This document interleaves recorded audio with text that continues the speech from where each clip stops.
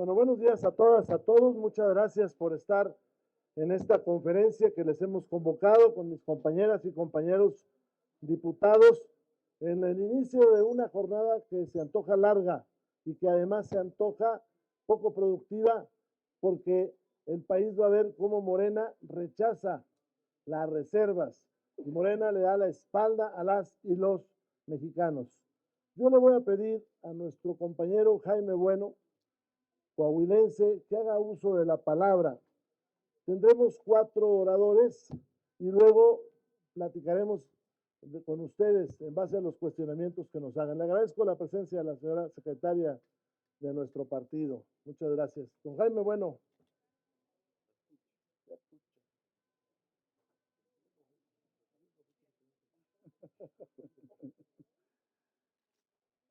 Agradezco mucho a nuestro coordinador, licenciado diputado Rubén Moreira, a mis compañeras y compañeros, gracias por la oportunidad, a los medios de comunicación, muchísimas gracias por su presencia y cobertura. Pues el día de ayer, la mayoría de Morena, el Partido Verde y el Partido del Trabajo aprobó un presupuesto que se olvidó del significado y la importancia del federalismo. Un presupuesto centralista, un presupuesto inequitativo y un presupuesto insensible. Insensible ante las millones de voces que se han manifestado una y otra vez, porque hagamos cambios, porque atendamos a la realidad. Aquí estuvieron, en parlamentos abiertos, en grupos de trabajo, a través de comunicados, de manera directa, a través de cada uno de los diputados y diputadas. Y la respuesta fue nula. El cambio fue de cero. Bueno, de 6.500 millones que le quitaron a los organismos autónomos para destinarlos a los programas sociales, a la operación de los programas sociales. Pero vayamos un poquito más a detalle. El presupuesto de ayer fue de 8.3 billones de pesos, poco más de 800,000 millones más que el año pasado. 800,000 millones que apenas serán suficientes para cubrir el pago del servicio de la deuda que hoy en día tiene el gobierno federal. 800 millones que podrían servir para echar a andar 4 veces el programa de seguro popular que hoy en día tanto nos piden allá afuera en las colonias y en las calles. ¿Quiénes han sufrido con este presupuesto? La Secretaría de Gobernación, particularmente el Sistema Nacional de Seguridad Pública. Del 18 al 23, un recorte del 40%, que impacta directamente a la seguridad, que impacta directamente a los municipios y a los estados. En materia económica, el retroceso en el mismo tiempo es de casi el 70%. En promoción del comercio exterior y atracción de inversión extranjera, el recorte es del 94%. En actividad minera del 56%. En infraestructura, comunicaciones y transportes, 30%. Y si nos vamos a detalle, 23% de reducción en carreteras alimentadoras y más del 40% en caminos rurales. Y ya que hablamos del campo, les comento que del 18 al 23 el campo recibe un 25% menos de presupuesto. De cada peso que recibía el campo en el 18, hoy recibe 75 centavos. Aquí estuvieron nuestros hermanos campesinos diciéndonos, explicándonos, comentándonos su realidad. Simple y sencillamente hoy no les alcanza, le tienen que poner. ¿A dónde se va este recurso? 3 rubros resumiendo un poco. El primero, a la operación de programas sociales, que concentran 658,000 millones de pesos. Y lo hemos dicho una y otra vez, estamos a favor de los programas sociales, somos solidarios con nuestros hermanos que más lo necesitan, pero queremos ver más allá del corto plazo, queremos ver por el desarrollo de sus capacidades, a través de la educación, de la salud, del empleo, del desarrollo y del emprendimiento. ¿A dónde más se va este presupuesto? A inversión. Y diríamos, oye, pues qué bien. El problema que el 72% de esa inversión se ve en 2 obras. Ahí miren cuáles son. 2 Bocas y Tren Maya. Altamente cuestionadas, que no ayudan a combatir la inflación, que no ayudan al desarrollo de nuestro país. Y el tercer aspecto al que se va este presupuesto es para cubrir el gasto corriente. Qué incongruencia, ¿no? Bueno, pues el gasto corriente es de los rubros que más ha aumentado del 18 al 23, casi 315,000 millones de pesos, mayor al aumento de obra pública nacional o de la participación para los estados. Fíjense qué incongruencia, ¿dónde quedó la austeridad republicana? ¿Dónde quedó la pobreza franciscana? Y el tema es, amigas y amigos de los medios de comunicación, que esto impacta directamente en los estados.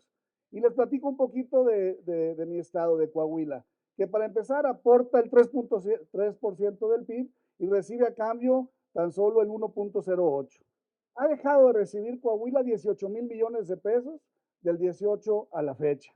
Para el 23, 0 pesos en infraestructura carretera y el mantenimiento de los mismos. No nada más Coahuila, otros 19 estados también. En materia económica, 68% menos del 18 a la fecha. En educación, nuestros niños y nuestras niñas, nuestros jóvenes, 8% menos de presupuesto. En materia de salud, en medio de una pandemia, en esta pospandemia, vacunas, 1% menos, cultura, 50% menos. Queda manifiesta, amigas y amigos, que Morena pretende tener todas las soluciones desde un escritorio, sin conocer los problemas reales que se encuentran ahorita allá afuera, en los estados y los municipios. Veamos estados como Sonora, Zacatecas, Michoacán, Guerrero, Veracruz, estados donde llegaron a gobernar y hoy no saben qué hacer con esa responsabilidad. Gobernar significa orden, cercanía, conocimiento, conocer la historia y las causas de las personas. Por eso, los diputados y diputadas del PRI rechazamos este presupuesto.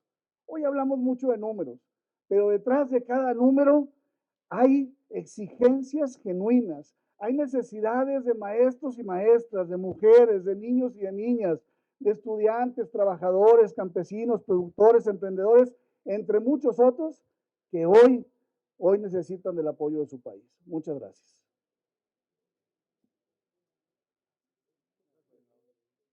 Muchas gracias a Jaime Bueno. Le voy a pedir a doña Laura Aro, de Jalisco, que haga una intervención.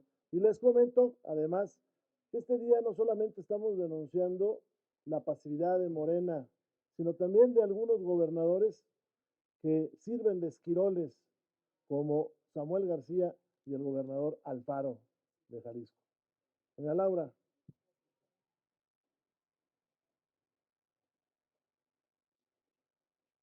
Muchas gracias, muy buenos días a todas y a todos, agradeciendo siempre la oportunidad de poder compartir con mucha claridad la postura de las y los diputados federales priistas, que como ya quedó en manifiesto, el día de ayer votamos en contra de este presupuesto irreal, de este presupuesto berrinchudo y de este presupuesto que no atiende las verdaderas demandas ni las necesidades de nuestro país, de más de 120 millones de mexicanas y de mexicanos.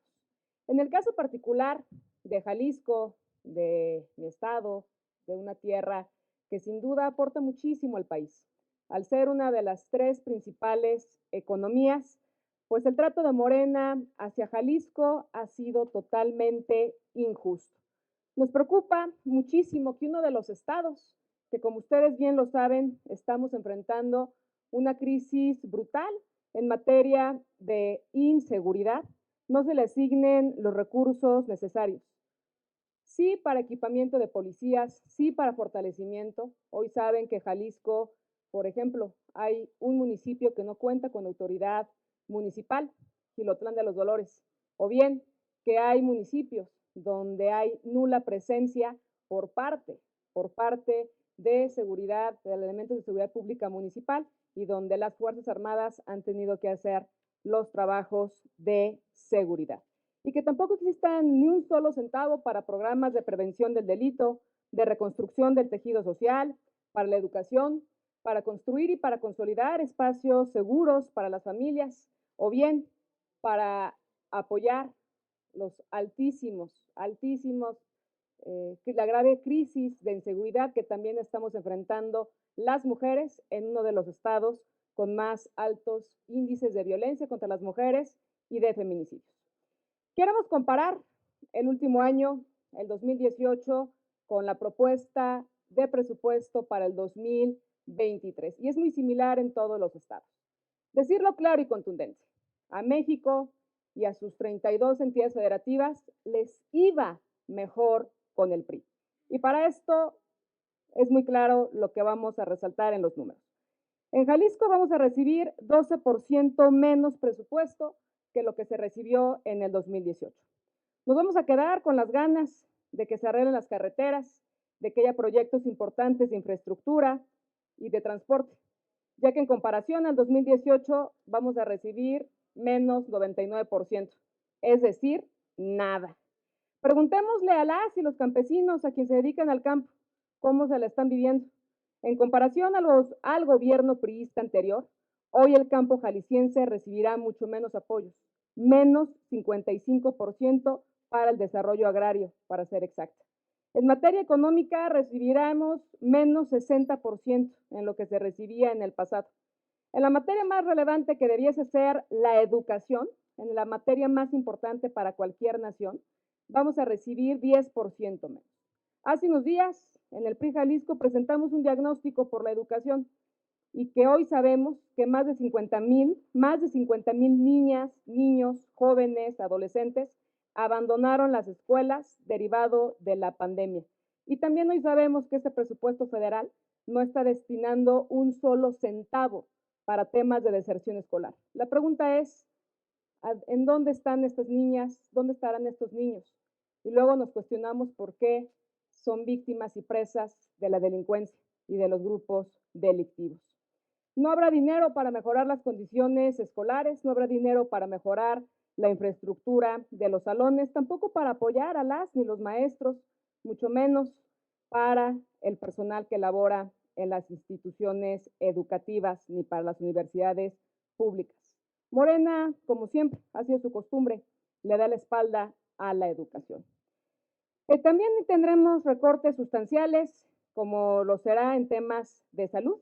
Jalisco cuenta, por ejemplo, con 8 pueblos mágicos.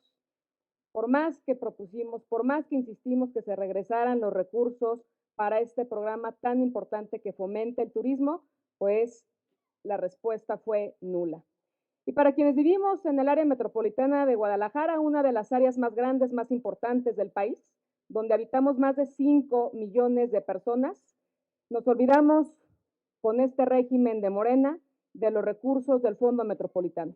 Estos recursos que se destinaban para proyectos de movilidad, para rehabilitación de áreas verdes, la construcción de parques, de espacios de infraestructura que servían quienes vivimos en las metrópolis de este país, pues hoy sabemos que no habrá absolutamente nada.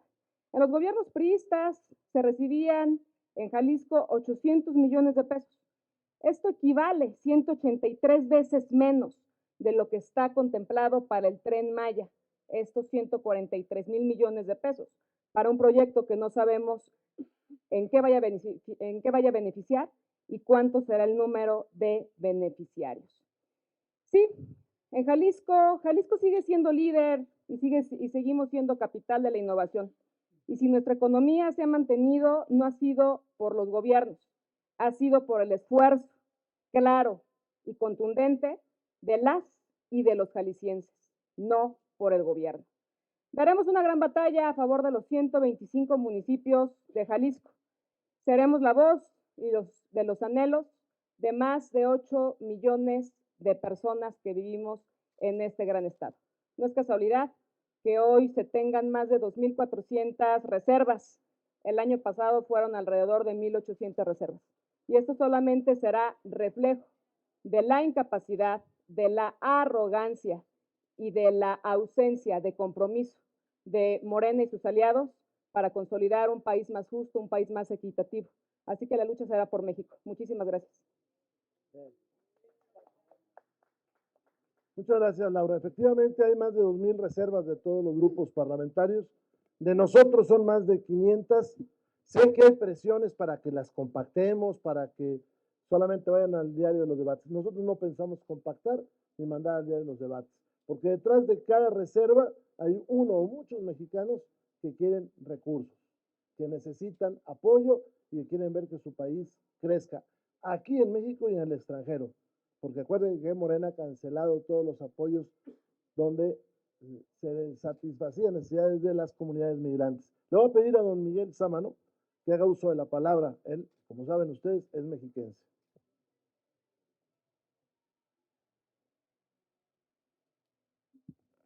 Muchas gracias. Muy buenos días. Primero, antes de hacer algunas reflexiones sobre la situación que prevalece en México, quiero compartirles que en la experiencia que he vivido durante mi participación en la Comisión de Presupuesto y como integrante por primera vez de un grupo de trabajo que se creó para atender todo lo relacionado a desarrollo social, tuvimos 11 reuniones a donde recibimos a las y los presidentes de las comisiones que tienen que ver con este sector.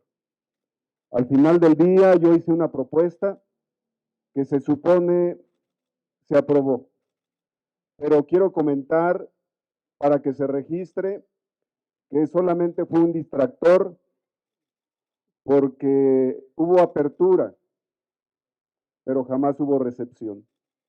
Cuando hemos recibido el proyecto de dictamen y quienes nos dimos la oportunidad de leerlo, nos dimos cuenta que no hubo una sola propuesta planteada por los presidentes de las propias comisiones.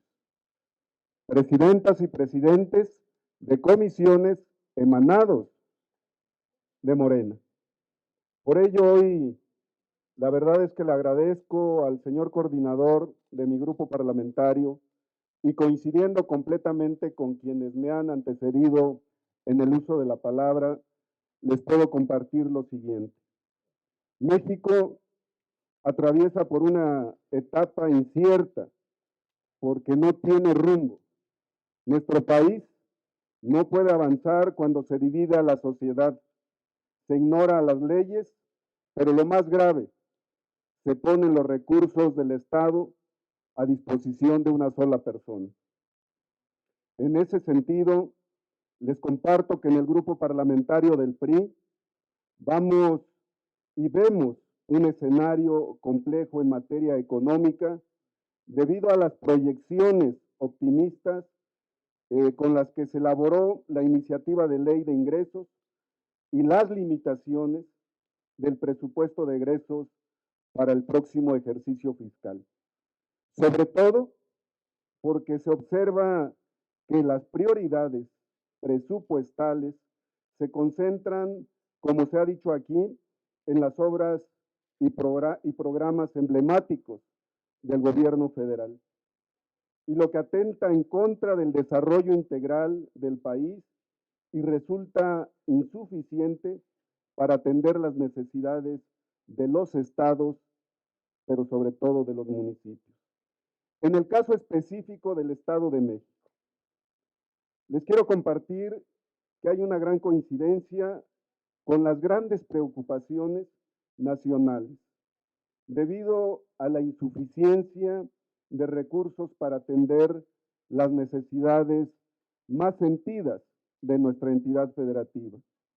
Situación que se resiente aún más por tratarse de la entidad más poblada de la República Mexicana, con más de casi 17 millones de habitantes, que representa el 13% de la población nacional y que requieren de servicios como salud, educación, seguridad, vialidades y apoyo al campo, entre otros. Precisamente, esa es la dimensión de la entidad mexiquense y sobre todo de sus requerimientos presupuestales. Si bien el Estado de México recibirá 268 mil millones de pesos por la vía de gasto federalizado para el próximo año, es decir, 32 mil millones de pesos más con respecto al 2022, es pertinente señalar que se trata de una cifra engañosa. Y les voy a explicar por qué. Al dividir el monto entre el número de pobladores, nos encontramos que el Estado de México será la entidad con menos recursos por habitante, con poco más de 15,000 pesos por persona al año. En cambio, hay estados como Colima que van a recibir 26,000 pesos por habitante, o Tabasco, que se le van a asignar 22,000 pesos por habitante. Estas son algunas de las razones que nos motivaron como grupo parlamentario a reflexionar, pero sobre todo a votar en contra del dictamen en lo general, pero que también nos impulsó para presentar cerca de 600 reservas, entre ellas más de 150 de la bancada mexiquense, para tratar de reorientar el presupuesto del próximo año en temas altamente sensibles para la sociedad mexicana. Por ello los invito a estar atentos en el desahogo de las reservas que se presentarán en la sesión del día de hoy, porque ahí nos vamos a dar cuenta qué grupos parlamentarios realmente estarán exigiendo y reclamando lo que más necesita México. Muchas gracias.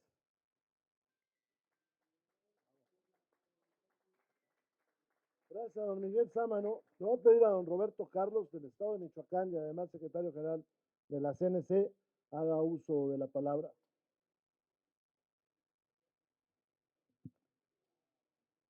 Muchas gracias, coordinador. Compartirles a todos y más bien invitarles a que hagamos algunas reflexiones. Según los datos del Banco de México, se han incrementado en un poco más del 10%, de pasar de 1,519 millones a 2,792 millones de dólares en el 2022. Y según la FAO, llegar a constituir la recuperación de los cultivos se requiere de varios lustros, de tal manera que tan solo en la disminución de presupuesto, México está padeciendo un problema que agrava en este escenario de la globalidad. El campo es el sector que ha sufrido una injusticia tremenda en los últimos 4 años en el tema del presupuesto, pues solo se va a destinar el 1.8% del gasto programable, el 1.8%. Y según el Plan Nacional de Desarrollo, quien escribe ahí descritamente de manera reiterada que se trabajará y se buscará consolidar la autosuficiencia y la soberanía alimentaria, las acciones en inversión dicen todo lo contrario. Les voy a compartir un tema de comparación. El tema energético, por ejemplo, se lleva el 19.6%. Las comunicaciones, a pesar de que no hay inversión, se llevan el 6.7%. La seguridad y la paz para el 2023 tendrá el 4.5%. De tal manera que, contrastándolo con menos del 2%, es una grosería lo que están haciendo con el campo mexicano. Nosotros en el grupo parlamentario del PRI hemos venido insistiendo desde la discusión de ayer que sea incluida la visión de la recuperación del sector primario, inclusive con mis compañeras, las presidentas de la Comisión de Desarrollo Rural, Marichuy, y mi compañera Cookies, en la Comisión de Ganadería, desde la opinión del dictamen de opinión para el presupuesto, se ha insistido en una reorientación del recurso para poder fortalecer y fomentar que los productores del sector primario puedan tener acceso a semillas, puedan tener acceso para poderse proteger de las sequías, de las heladas, los seguros catastróficos, los seguros agropecuarios, el programa de bienestar y económico para los productores del sector primario. Y hemos insistido en un tema que se ha perdido y que ayudaría mucho para la palanca del desarrollo, la concurrencia con los estados. Si se configura de nueva cuenta una bolsa común entre productores, autoridades municipales, autoridades estatales y el gobierno federal, podría ser más accesible para que los productores incrementaran la infraestructura en el sector productivo. Y planteamos que venga solo de la reorientación de un segmento, Sembrando Vida, que es un programa que vienen, si bien invirtiendo algún recurso, andan promoviendo el establecimiento de plantas que no necesariamente son endémicas de donde se establecen, pero que además no estimulan la productividad. Es decir, se está tirando ese recurso y más bien lo que genera es sembrar muchas dudas. El presupuesto que está para el campo, vale la pena resaltar que ya ni siquiera se menciona a la Financiera Nacional para el sector agropecuario. Pasó a ser inclusive ni de adorno en el texto del presupuesto. Yo creo que están aspirando a desaparecerla y van a dejar sin protección a millones de productores del sector social, que dicho sea de paso, representan al 78% de la población del medio rural de México. La ganadería, por falta de programas y presupuestos, ya perdió el estatus zoosanitario en una gran cantidad de municipios donde se decía que éramos libres de brucelosa y tuberculosis, y esa acreditación ya no les permite la exportación de los productos cárnicos. Las perspectivas para el 2023 no son nada halagadoras porque la economía mundial en este escenario de desaceleración económica y con pocas probabilidades para los países en desarrollo como México, provocarán seguramente una recesión y más aún si le señalamos que en las últimas semanas el gobierno de la República ha autorizado importaciones de una manera que lesiona la economía de todos los productores. Cierro con una reflexión en el caso particular de Michoacán. Hemos insistido que no solo en el gobierno de la República se destine recursos para el campo. Michoacán es el líder nacional de producción agropecuaria por su valor. Y en Michoacán, el sector agroalimentario representa el 18% del Producto Interno Bruto. En los últimos 4 años ha dejado de recibir más de 22,000 millones de pesos para este rubro. Y no representa para nada una posibilidad, al retirarle este recurso, de cambio que les permita el desarrollo al sector agropecuario. Para México, el sector agroalimentario representa el 3.9% del Producto Interno Bruto Nacional. Si fuésemos justos, este recurso debiera estar en reciprocidad de inversión de presupuesto alrededor de 160,000 millones de pesos, contrastando con menos de una tercera parte de lo que requiere. Tan solo si buscáramos la justicia para el sector productivo que le da generación de la economía a los más desprotegidos, no estamos siendo justos. Por eso es que en el grupo parlamentario del PRI, a partir de hoy, estaremos de manera persistente insistiendo en que se destinen recursos para el sector productivo de México, porque hagamos una reflexión. Los pobres entre los pobres se encuentran en el medio rural de México. Muchas gracias, coordinador. Muchas gracias. Vamos con preguntas de los medios. Tenemos a Angélica Melín de MBS. Diputado Moreira, diputados, buenas tardes a todos. Yo tengo 3 preguntas, son rápidas. La primera, en el caso del presupuesto, tenemos entendido que los legisladores de Morena quieren llevar, bueno, con la cantidad de reservas récord que vemos que se van a presentar, que la mayoría tiene previsto llevar la discusión al filo del domingo, pues para entregarle el regalo del presupuesto al presidente de la República que cumple años este domingo. ¿Ustedes se van a prestar a eso o hasta qué momento el PRI va a decir hasta aquí o veremos el pleno convertido en salón de fiestas otra vez? Mire, nosotros traemos nuestras reservas a partir de lo que la gente quiere. Y entonces vamos a agotarlas, por eso. No estamos pensando en otro tema. Para nosotros lo importante es el presupuesto. Sería ofender a los campesinos, por ejemplo, del desierto de Coahuila, que antes había un programa que se llamaba CONASA, que recibía más de 1,200 millones de pesos en tiempos del presidente Peña, y hoy recibe 60 millones de pesos. Se acabaron todas las obras de infraestructura en el desierto mexicano, y una buena parte está en Coahuila, en Chihuahua, en la parte sur de Nuevo León. Hace rato Roberto Carlos dijo, entre los pobres, los más pobres están en el campo. Y yo le diría, y en el campo, los más pobres están en las zonas áridas. Bajar reservas por otras cosas sería ofender a quienes nosotros representamos y defendemos. En el caso de el pleito que tienen ustedes con MC, el PRI, pues por el tema reforma electoral, yo quisiera preguntarles, ¿quién ha dicho que ustedes o el PRI están negociando con el gobierno federal? Es el secretario de Gobernación.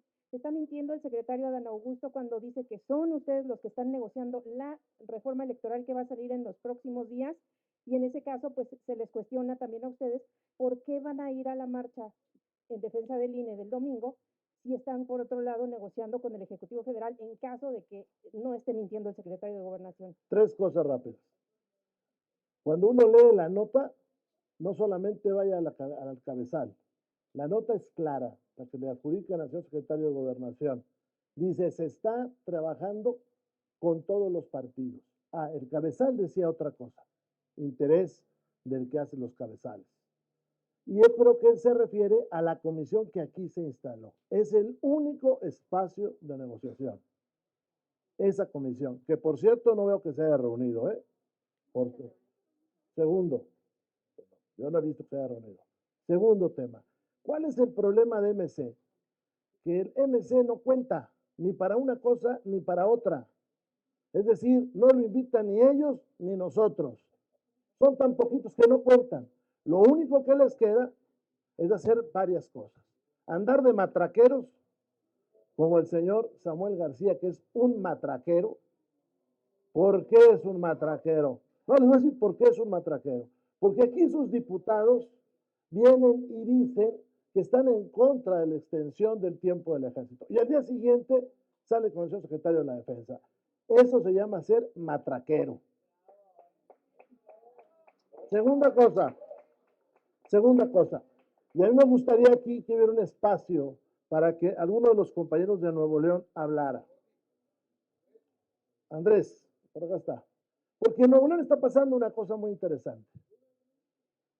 Estos cuates vienen acá y hablan de reforma electoral. Cuando en Jalisco no gobiernan. Ahí vamos a un estado fallido en Jalisco, un narcoestado. Y si no, vean lo que pasa en Zapopan, en las áreas comerciales. Esa es la primera. Y en Nuevo León, ahora mismo hay una agresión terrible contra los municipios. Por un hombre que ahorita, junto con sus tenis, anda en Egipto, buscando selfies en las afueras de la COP, porque es a lo que va, a buscar selfies. Y obviamente aprovechar que alguien lo ponga en algún periódico. Yo le voy a pedir a Andrés, coordinador de Nuevo León, que hable sobre lo que hoy está pasando en Nuevo León, que es terrible. Poco presupuesto recibe Nuevo León, no recibe el que merece. Segundo, el gobernador presume obras que no se van a realizar, están en su cabeza fosfo. Ahí están esas obras, porque no tienen presupuesto. Pero tercero, hoy está agrediendo a los municipios. Y le voy a pedir a Andrés que haga algunos comentarios. Gracias, coordinador, compañeras diputadas y diputados, a la prensa. Lo que hoy pasa en Nuevo León es algo insólito. Miren que el gobernador se quejaba de la vieja política y está siendo más fea de los políticos más antiguos que ha habido en este país. Está negociando las participaciones federales que no les deposita a ninguno de los municipios, por supuesto que son del PRI y del PAN. Nada más a los de Movimiento Ciudadano y al de Morena ya les depositó por obvias razones, porque está buscando que el gobierno federal le aumente su presupuesto. Y eso está pasando en una manera vil de extorsión a cada uno de los alcaldes. Actualmente hay municipios en Nuevo León que no tienen para pagar la luz, que no tienen para pagar los policías, que no tienen para la recolección de basura. El dinero no es de los municipios, es de los ciudadanos, y el gobernador Samuel García y Movimiento Ciudadano nos lo están arrebatando. Ahorita, en un momento más, estaremos en tribuna haciendo su posición, porque estamos no nada más quejándonos y presentando las denuncias correspondientes en contra del gobierno de Samuel García, de Movimiento Ciudadano.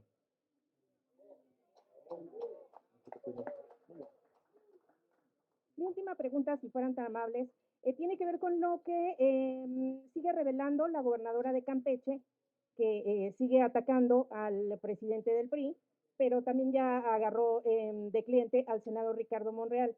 Y el senador Monreal dijo que él va a pedir juicio político, va a pedir del desafuero de la gobernadora Laida Sansores. Yo quisiera preguntarle si ustedes acompañarían esa advertencia que ha lanzado el senador Monreal y si van por desafuero de la gobernadora Sansores, o ustedes le recomendarían ir juntos por el juicio político en caso de que el senador Monreal no pueda promover por él mismo un desafuero de la gobernadora. Mire, el senador Monreal es un político avesado y él sabrá cuál camino tomar. Y cuando llegue acá, seguramente va a encontrar en nosotros una buena acogida, lo que él disponga, primero. Segundo, este caso de la gobernadora de Campeche, que es totalmente violando la ley, fabricando textos y fabricando cosas, es uno de los ejemplos que luego suceden en esta nación de personas que en lugar de gobernar, pues distraen la atención. Hoy Campeche están subiendo los homicidios alarmantemente. El corredor Candelaria a la Laguna de Términos pasa el narcotráfico, como se dice, como Juan por su casa. Y no hace nada la señora. Ella importó a Campeche funcionarios de aquí de la Ciudad de México. Y déjeme le digo algo. Llegaron estos funcionarios de la Ciudad de México y empezó allá el baile del narcotráfico. Y cualquiera que vaya a ese gran estado va a ver rápidamente tres cosas. Hay un fenómeno físico único en el mundo. Se detuvo el tiempo. No hay obra, no hay limpieza, no hay trabajo, no hay nada. Se detuvo el tiempo desde que llegó la señora. Segundo, está floreciendo el narcotráfico. Homicidios que antes no sucedían en lugares donde antes era tranquilidad, hoy acontecen. Cheque usted y los periodistas, el corredor que va de Candelaria a Laguna de Términos es un problema. Y por el otro lado lo que está pasando en la isla, en Carmen. Eso es lo que acontece allá en Campeche. Y bueno, pues se distrae con, como dicen estos, con su talk show. Así se dice. Talk show. Talk show. Así, no, es para fifís. Es para fifís. Eso es lo que está sucediendo. Están distrayendo la atención, hija.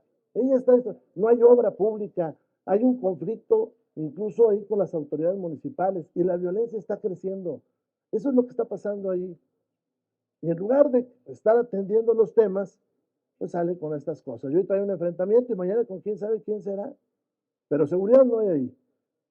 Hay que lanzar una alerta. No viajen a esa zona de ese estado porque es muy peligroso.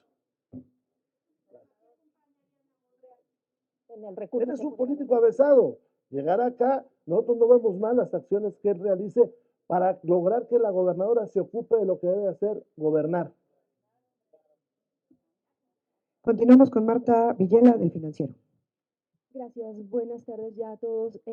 Preguntarles sobre lo que está sucediendo en Nuevo León. Entiendo que son alrededor de 25 municipios, o sea, parece poco, pero son 25 municipios los que no cuentan con los recursos que el gobernador no ha dejado todavía llevar esos recursos a esos municipios.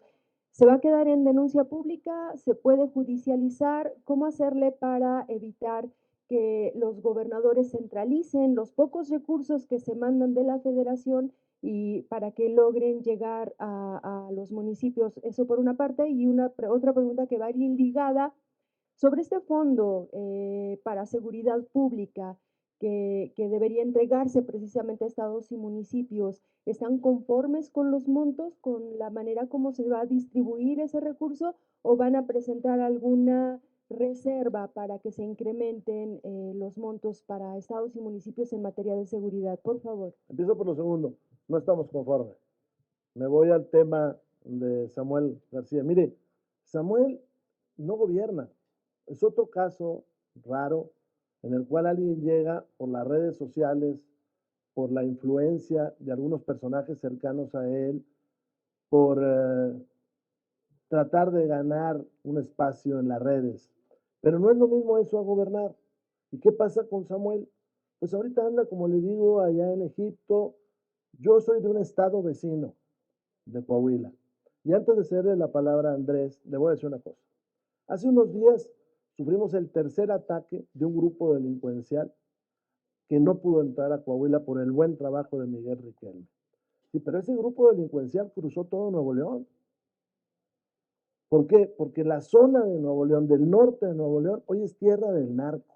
Y se lo digo porque yo soy vecino ahí y todos lo sabemos.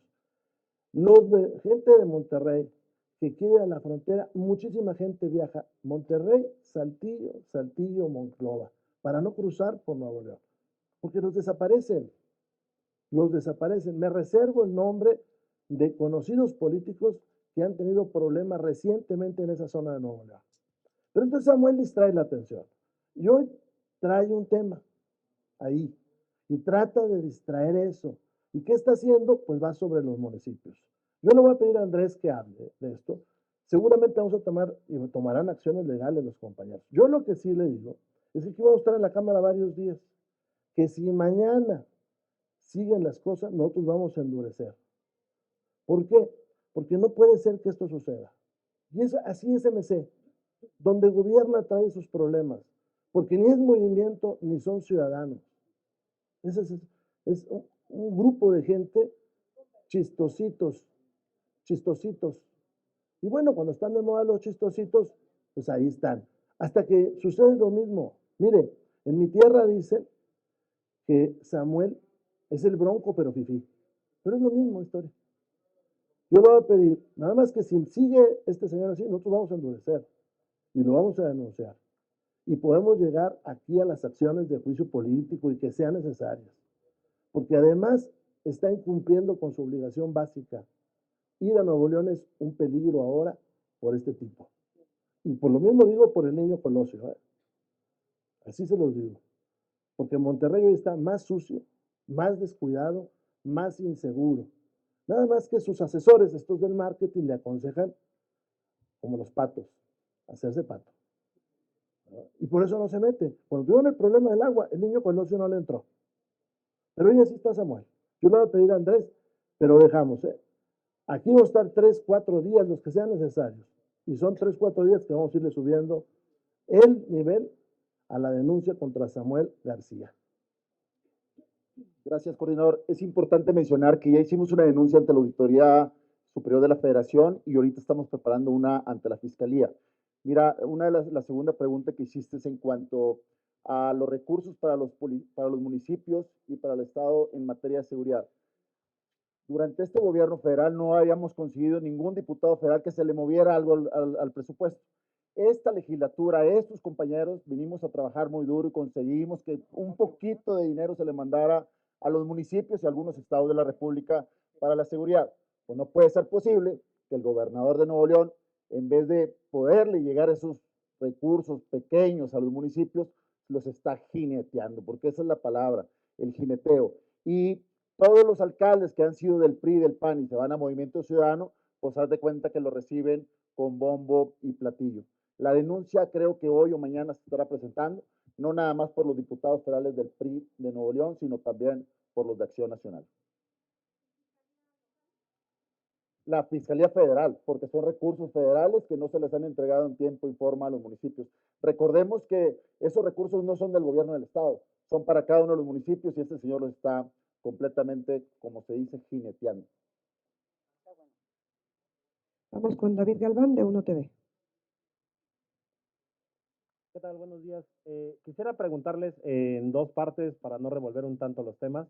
Primero, del presupuesto al INE que viene en el proyecto de presupuesto de egresos. Quisiera preguntarles si no es un ahorcamiento que anticipa la ofensiva de presión al INE desde el gobierno federal. Estamos bajo este supuesto de que se quiera hacer la reforma electoral para presionar los mecanismos del INE para tener un control desde gobernación y bueno, pues esta reducción de presupuesto pues pareciera que los obliga a tomar muchas de las decisiones que se quieren hacer a través de la reforma electoral. Y por otra parte, la cantidad de reservas no termina por difuminar el debate y acabar con el interés de la ciudadanía en el presupuesto de egresos que se debate del gobierno, porque a final de cuentas, pues nosotros terminamos por intentar consignar lo que viene en la votación general. Después empezamos a consignar lo que se debate en la votación particular, pero pues para el segundo día, incluso en nuestros medios, pues el tema ya no es de interés hasta que se apruebe completo. Entonces, pues pareciera que alargar un debate resulta más efectivo para comunicar cuando, pues si vemos sesiones de 8 horas, no creo que la gente vea 8 horas de sesiones y creo que es más efectivo cuando salen a dar puntos específicos o planteamientos específicos. Esa sería la primera parte. Bueno, primero te pediría que sí nos acompañaran y que entre todos y decirle a los directores de los medios, con todo respeto, que centráramos el debate que hay hoy, no hay presupuesto. Se está dañando la nación. Segundo, cada reserva representa un puente, representa una escuela, una universidad, las niñas y los niños que tienen cáncer, que quieren escuchar lo que nosotros estamos opinando. Por otro lado, pues todos nosotros tenemos redes sociales y ahí vamos a subir lo nuestro y llegan nuestros electores. Es bien importante no olvidar lo que es la política. La política es pedagogía, porque si no aparecen tipos como Samuel García, ¿no? Que en lugar de hablar de política levanta los tenis. Entonces tenemos que hacer y lo vamos a ser convencidos. Así nos escuchen 100, 20, 30 personas. Siempre vamos a insistir en ello porque lo están esperando. Entonces vamos a hacerlo.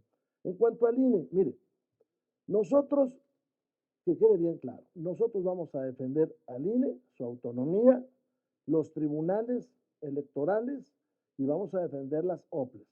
Eso tiene que quedar bien claro. Alguien preguntó sobre la marcha del domingo, si asistiremos nosotros en defensa del INE, en defensa de los tribunales, en defensa de las OPLES. Y lo haremos como somos nosotros, respetuosos. Ahora, el presupuesto ya lo analizaremos en las reservas. Lo que sí también tenemos que dejar claro es que tampoco puede haber excesos. Ahí hay 200 servidores públicos que ganan más que el presidente de la República, que es lo que dice la ley. Y es la ley que queramos o no, es ley. Y se tiene que respetar. Entonces, vamos a defender al INE siempre. Ya lo verán en nuestras votaciones. Y así está nuestra dirigencia nacional. Vamos a analizarlo. Vamos a analizarlo y vamos a ver si hay reservas de eso. Okay, y la segunda parte que era precisamente sobre este tema de la cuestión de... No, esto es de la marca. ¿Por qué la ofensiva incluso desde la cuenta oficial del PRI nacional, que ayer la vimos muy activa contra Movimiento Ciudadano, pese a los llamados de la Unión para hacer una opción en el país que se hablaba, y no en cambio a señalar al secretario de Gobernación, que realmente pues es quien los ha puesto en evidencia con esta cuestión de que las menciones que ustedes ya pactaron, la llamada de Ignacio Mier, donde se les ofrecía una cosa a cambio de otra, o sea, constantemente el secretario de Gobernación esos señalamientos en los cuales ha dejado en claro que ha habido un diálogo previo para la reforma electoral, en el cual pues esto es lo que se está negociando, ya se verá precisamente pues con el voto del PRI. Y por otra parte, de la participación del PRI en la marcha, el PRI se sumó ayer a través de Alejandro Moreno, se anunció, ya se había anunciado el PAN, ya se había anunciado el PRD. Cuando es una marcha de carácter ciudadana, ¿no se ensucia un poco el querer no partidizar este movimiento que se dice ciudadano cuando empezamos a enarbolar las banderas, cuando podrían ustedes participar, pues simplemente como legisladores y no como el PRI va a apoyar, porque pareciera que si la gente va, pues va en apoyo al PRI, al PAN y al PRD? Gracias. A ver, ahí voy. Mire, el apoyo de la ciudadanía hacia la democratización del país no se puede regatear ni se puede menospreciar. Pero todos lo que hay ahí en legislación son acuerdos entre los partidos. El número de senadores, el número de diputados, el número de integrantes. Y eso hay que dejarlo claro.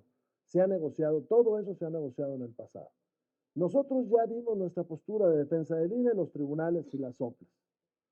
Lo que hace rato me preguntaron lo mismo que usted me hace de pregunta. Yo la nota que vi se refería al grupo de trabajo que hay.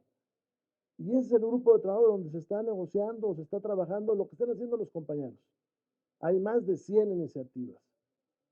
Si hay algo que hablar de elecciones, yo creo que deberíamos de algo que no dice ni el INE. ¿Cómo combatimos que el narcotráfico se meta en las elecciones? Porque muy pronto el narcotráfico va a mandar en este país, como lo está haciendo en muchos municipios de este país. Entonces, ese es mi comentario. Ahora, no me lo tome a mal, pero luego esto está como mi mamá, ¿eh? Cuando yo era niño, si llegaba yo echando ahí mucho relajo, oye, siéntate a estudiar. Y cuando estaba muy quietecito me decía, oye, ¿no estarás enfermo? Entonces, oye, si no vamos a la marcha, ustedes no apoyan a la defensa del INE. Y si vamos a la marcha, oiga, ¿por qué va a la marcha? Vamos a la marcha porque es nuestra convicción. Ir a la marcha lo haremos con nuestras formas, respetando a los ciudadanos, pero diciendo nosotros vamos a proteger al INE y lo van a ver ustedes acá en la votación. A ver,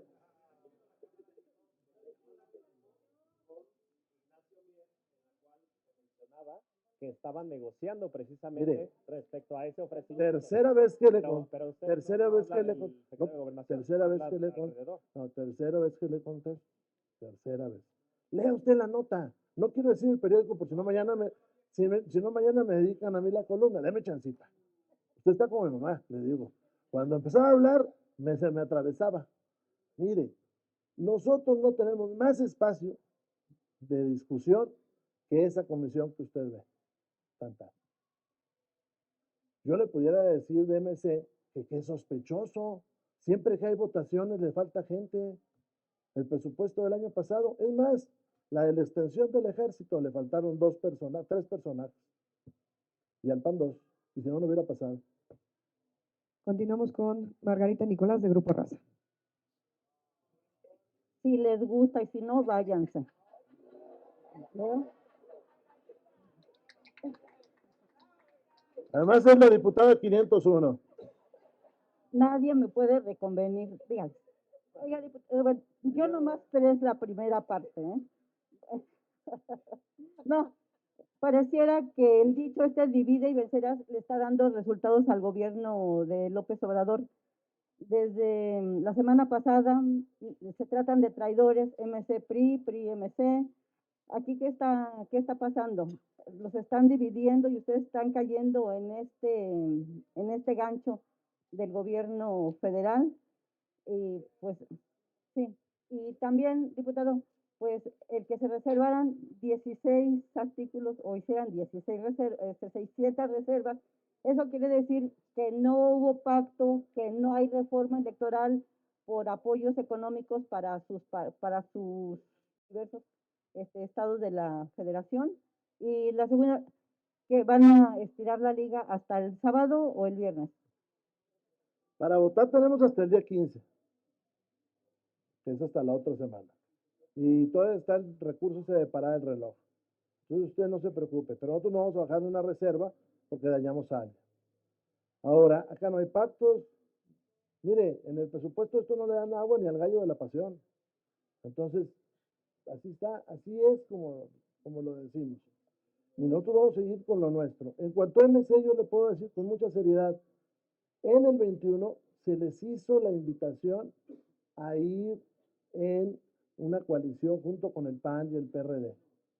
Incluso en específico en Jalisco. Y los señores no quisieron, porque ellos son unos esquiroles. Ellos juegan ese jueguito. Tendríamos ahora mayoría aquí en la Cámara, no estaríamos discutiendo nada de esto, el presupuesto se hubiera cambiado. ¿Por qué no se cambió? Por Movimiento Ciudadano. Por eso no se cambió. Porque aquí seríamos 69 diputados más, si hubiera jugado. Yo estuve en el grupo que negoció la coalición y MC no quiso. No quiso. Entonces, no, pero suman y bastante. Y MC es un esquirol.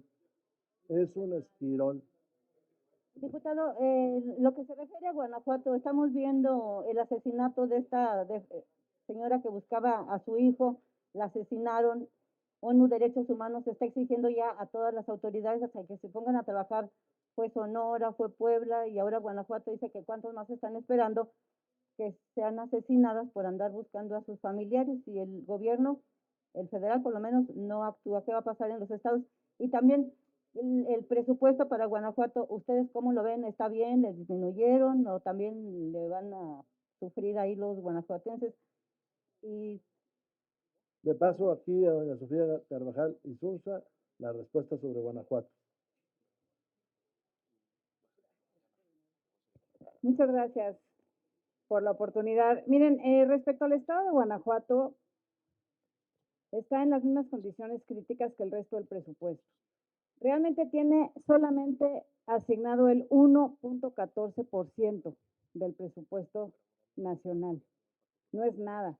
Le quitaron presupuesto a las becas Elisa Acuña, que se solían ayudar ahí para los alumnos de las instituciones educativas.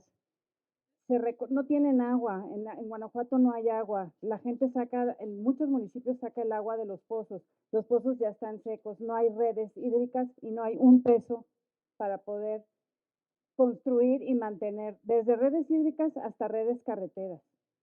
No se asignó presupuesto para nada y lo poquito que sí se asignó se evapora con el porcentaje de inflación que está calculado para este año que viene. Entonces, la percepción de inseguridad es altísima y no se asignó nada de presupuesto para seguridad. Entonces, está en igualdad de condiciones críticas o peor que muchos otros estados. Eso es lo que te puedo decir.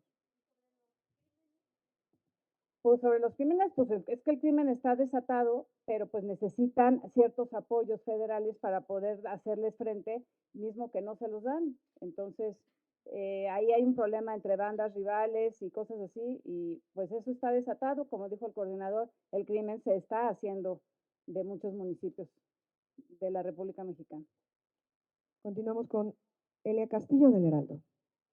Buenos días. La pregunta es principalmente para el coordinador o las preguntas. La primera es si no temen que en la marcha haya algún tipo de rechiflas luego del, pues, los señalamientos que ha habido en redes sociales, principalmente luego de la aprobación de la ampliación de la participación de la Guardia Nacional en labores de seguridad pública.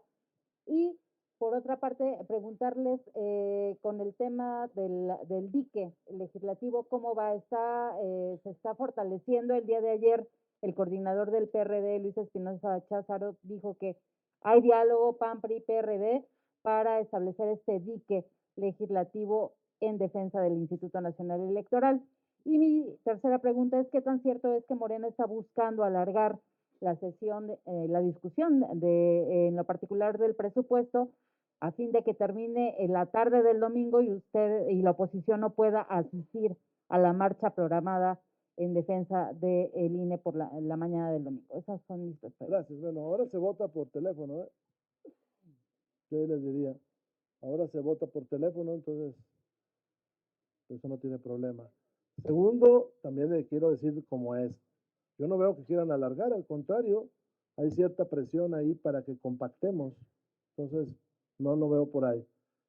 Segundo, sí hemos estado hablando con el PAN y el PRD. Se están mejorando los desayunos del PRD. Entonces, sí hemos estado platicando y vamos a proteger al INE. Nosotros vamos a la marcha como a todos los lugares, siempre respetuosos. Y esta es una gran ciudad de pluralidad. Yo he visto muchas cosas buenas. Yo no nací aquí. Entonces yo soy una persona que quiere mucho la Ciudad de México y no creo que pase nada de eso. Y continuamos con Enrique Gómez del Universal. Buenas tardes. Coordinador, preguntarle sobre justamente el caso del INE y ¿perdón? ¿Sobre qué? Sobre el INE y el recorte a los órganos autónomos. ¿El PRI cuántas reservas tiene en ese sentido para defender el presupuesto de los órganos autónomos y específicamente para el INE? Y una segunda pregunta en el contexto de que van a participar también en la marcha del próximo domingo para defender al instituto. Preguntarle cuál es su opinión sobre la iniciativa que envió el presidente para reformar al Tribunal Federal de Justicia, en el que disminuye los requisitos para elegir al presidente. ¿Su bancada va a apoyar esta iniciativa? Gracias. A ver, ¿cuál Tribunal de Justicia? Tribunal Federal de Justicia. No hemos analizado esa iniciativa. Ya llegó desde la semana pasada, ¿no la han visto todavía? Las cosas no me he dado cuenta. ¿Sabe cuántas hay ahorita aquí en reserva? Hay 4,000 iniciativas. Entonces, pero bueno, es para reducir los requisitos para elegir al presidente del tribunal, entonces ustedes estarían de acuerdo en ese... Déjeme lo analizo y luego le contesto. Okay. Pero hay 4,000 iniciativas ahí. ¿Y sobre los órganos autónomos y el IFE? De rato le informo. La verdad de nosotros son 600 o 500, 600. Déjame reviso quién de nosotros habló sobre eso. Y continuamos con Cecilia Hernández de Línea Política y es la última pregunta. Diputado, muy buenas tardes a los presentes. Preguntarle dos cosas, le voy a cambiar un poquito el tema. ¿Cómo va su iniciativa presentada en torno precisamente a blindar las elecciones? Si me puede platicar qué pasó con esa iniciativa que presentó la semana pasada. Y la segunda, rapidísimo así, insistirles, van a estar presentes en la marcha del domingo. Pero ustedes no tienen temor a que les rechiflen, los condenen, los saquen, los quiten, porque obviamente, bueno, pues no son bien recibidos por mucha parte de la sociedad. Gracias. Empiezo por la segunda. Yo confío en esta gran ciudad y en que todos tenemos derecho a manifestarnos como queramos. Segundo, la extensión del tiempo del ejército es por congruencia, porque nosotros no estamos aliados con el narcotráfico. Por eso votamos eso, porque zonas importantes de este país, si no estuviera el ejército, no habría forma de transitarlo.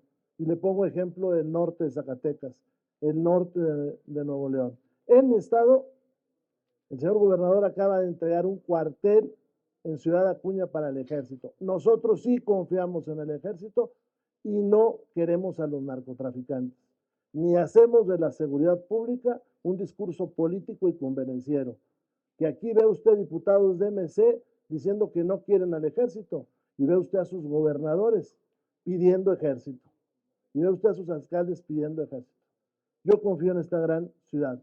Yo presenté una iniciativa que es en materia electoral, pero está relacionada con la seguridad. ¿Qué me preocupa? Hace rato doña Laura Aro nos dijo, hay un municipio en Jalisco que no tiene autoridad y hay otro, y me reservo, que la alcaldesa se tuvo que retirar por amenazas. Y así está en muchas partes del país. En este país matan a un candidato y no se suspenden las elecciones. En este país secuestran a un candidato y no se suspenden las elecciones. La iniciativa dice 5 o 6 cosas. Rápida. Un comisionado para que investigue y luche contra la intervención del narco en las elecciones. 2. Un observatorio ciudadano que no cuesta, que nos dé patrones de conducta y nos diga, ¿por qué en estos municipios nunca lanzan mujeres? ¿Por qué en estos municipios matan a los candidatos? ¿Por qué en estos municipios no se puede hacer campaña? Porque ahí el INE ha guardado silencio y el resto de los partidos también, nosotros no. Tercera, que se suspendan las elecciones cuando matan a los candidatos, cuando menos durante un tiempo. Cuarta, que los municipios que están intervenidos por el narco se desintegren, como pasa, me refiero a la autoridad, los cabildos, como pasa en Italia con la mafia. Cuando la autoridad en Italia se da cuenta que un cabildo o un gobierno municipal está intervenido por la mafia, lo desintegra y toma una autoridad central momentáneamente de la administración. Y la última, que los crímenes contra candidatos nunca prescriban. ¿Por qué? Porque hay zonas de este país y se lo dicen, cualquiera se lo dice acá en voz baja. No, a tal parte no puedo hacer campaña porque el narco no me deja pasar. Yo le hice esa pregunta a Lorenzo Córdoba, Mutis, dijo que eso no le tocaba a él. Hombre, ni un seminario hacen ahí. Por eso es la iniciativa, porque me duele decirlo. Pero hace unos días que estuve en Nuevo León, que me invitaron, se acercaron varios exalcaldes y me dijeron, mire diputado, muy pronto nadie va a querer ser candidato en el 24 porque no se va a poder hacer campaña por culpa del narco. Gracias. Muchas gracias a todos.